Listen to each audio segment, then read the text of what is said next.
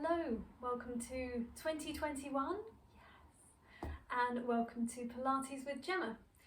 This is going to be a little series of YouTube videos where we're exploring the initiating points of Pilates. So maybe you're here because you heard about the classes but you're a little bit worried about joining in a class without knowing anything first. Or maybe you've done Pilates a long time ago and you're just wanting to get back into it. Or maybe you do lots of Pilates or lots of other forms of exercise and you kind of just want to know what's different about this method that I teach. So welcome, you're in the right place. Wherever you're here, you're in the right place. And this is a method of Pilates called STOTT Pilates. So it might be a little slower than other methods. It's got a very muscular focus, very internal focus. And there are these 5 basic principles that we're going to be looking at today. So that's one of the starting places for coming into Pilates. So that's what we're going to look at today. We're going to look at some other things as we go through these sessions, things like starting positions, what all the terms mean, because as you go from one exercise form to another, a tabletop in yoga is different to a tabletop in Pilates, but when you see them, you might think, oh, actually I've seen that, or I've done that before, so that is kind of familiar. So let's start today with these 5 basic principles. So you can just follow along with this. You'll just need, if you've got it, a mat. If not, just a nice clean space that you can lay down in. So we're going to take, first of all, a supine position, a position laying onto our back. So we're going to have our feet in line with our sit bones, these bones underneath the pelvis, and we're going to rest the arms down by our sides. And we're going to start with our first basic principle, which is our breathing. So we're all breathing all the time. Yes, well done. In Pilates, we're going to breathe like this. We're going to inhale through the nose. And we're going to exhale through the mouth, like we're blowing up through a straw towards the ceiling. And that's our breath pattern that we're going to keep utilizing. So always in through the nose and out through the mouth. Sending up. So we keep that circulating all the time. The breath is always going to be the first thing that comes in when we start doing an exercise. And as you're laying there breathing, you'll probably feel how the rib cage floats gently up and out as you breathe in. And it floats slightly in and down as you breathe out.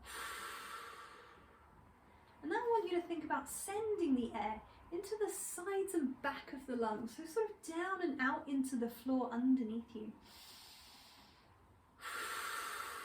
What you could do is place one hand onto your bottom ribs, one hand onto your belly, just underneath the belly button.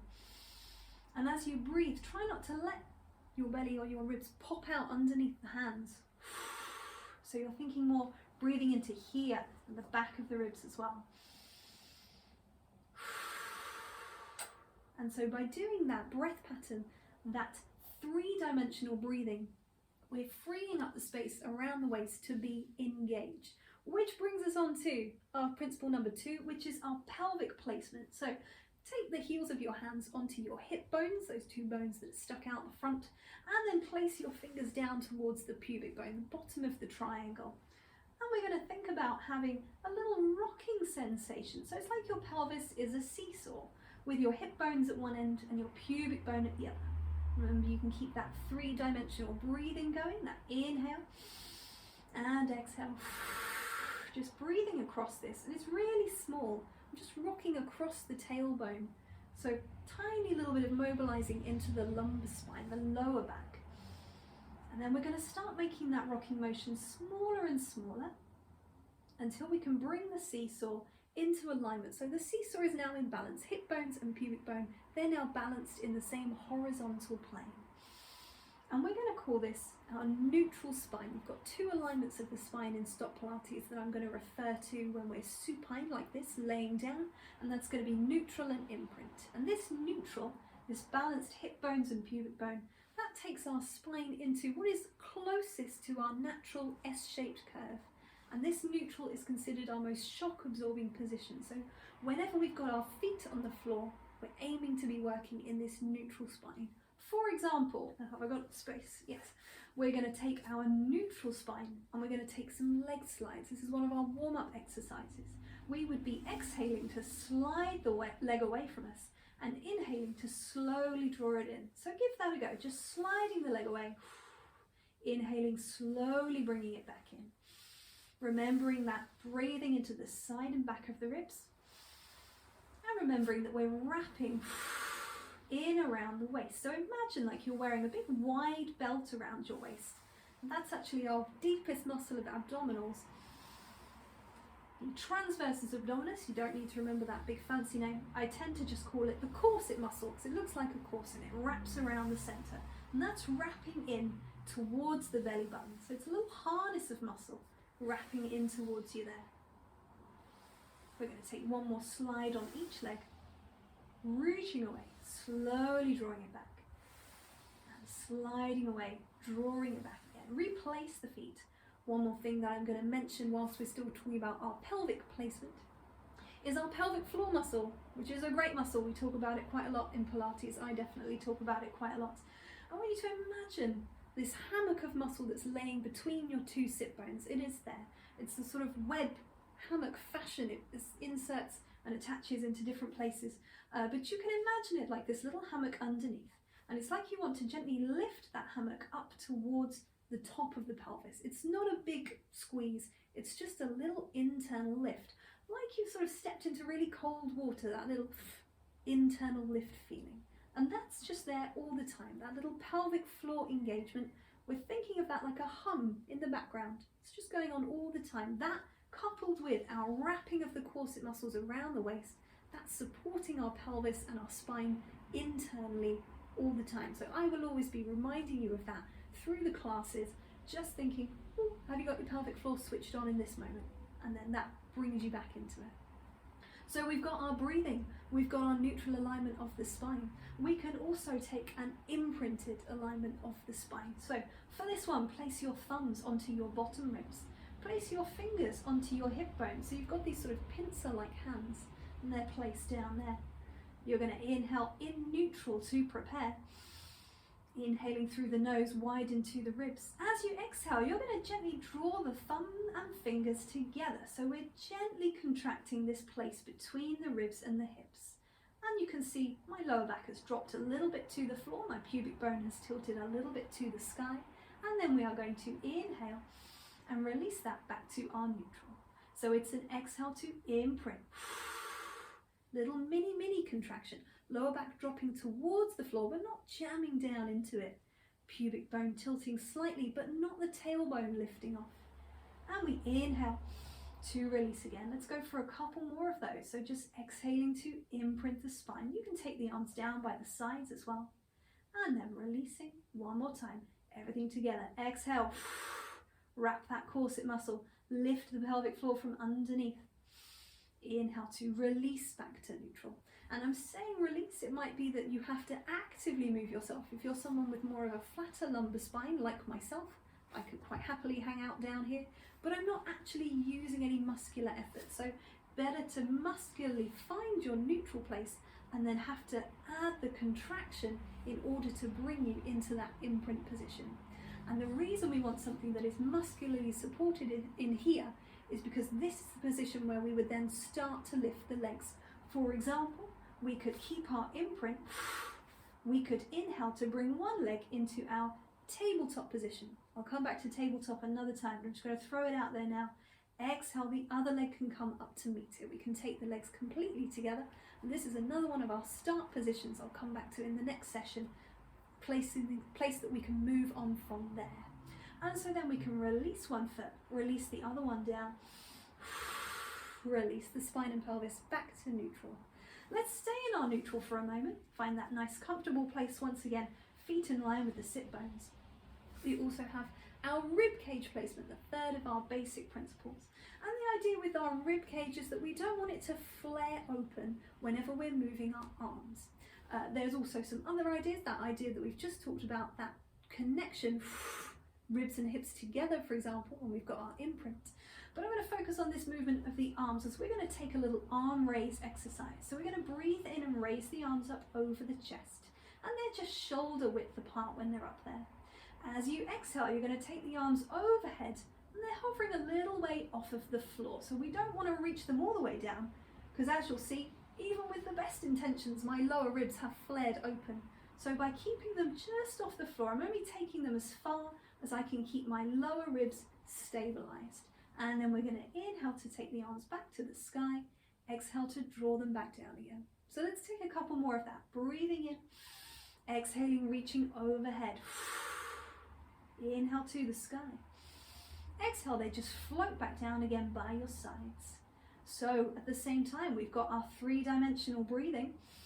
Breathing into the side and back of the ribs. We've got our neutral lumbar spine and pelvis. That's that balanced seesaw of a pelvis.